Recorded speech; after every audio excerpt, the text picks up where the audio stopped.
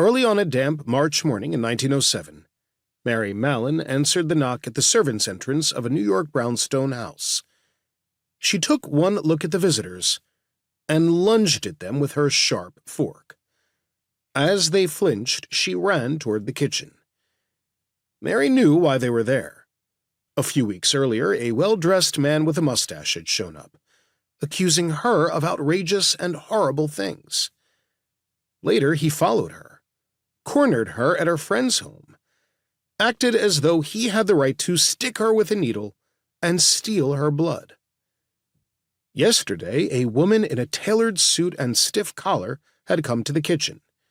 She claimed to have the authority to do exactly that, and more.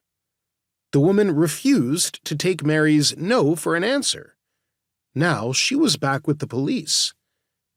Mary was sure that this time, if they caught her, they wouldn't let her go. She should have disappeared when she had the chance.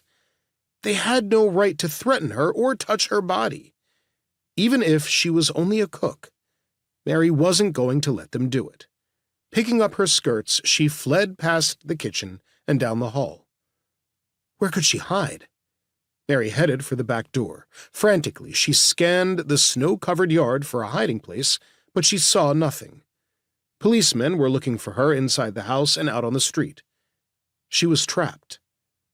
A high wooden fence separated the backyard from the house next door. If she could just get over that fence and into the neighbor's yard, a wooden chair pushed up against the fence would do the trick. Thank Almighty God she had friends who would help, would say that they had no idea where she'd gone, would point out a small outside closet under the neighbor's front steps, would pile some ash cans against its closed door after she climbed in. Mary shut the door behind her and crouched down. She didn't know it, but she wasn't alone in that cramped, cold closet. Deep inside her body, billions of deadly microorganisms were hiding too. The fates of 3 people collided at that New York City brownstone. The 3 had been born within 4 years of each other and had taken different paths to reach the middle of their lives. In late winter 1907, those lives changed forever. For George Albert Soper, determined to establish his reputation, the event would add another triumph to boost his career. For Sarah Josephine Baker, attempting to make her mark in a male-dominated and often corrupt city government, it would bolster her efforts to gain respect and responsibility. For Mary Mallon, struggling to support herself in an adopted country, her encounters with both of them would lead to a notoriety that has lasted for more than a century.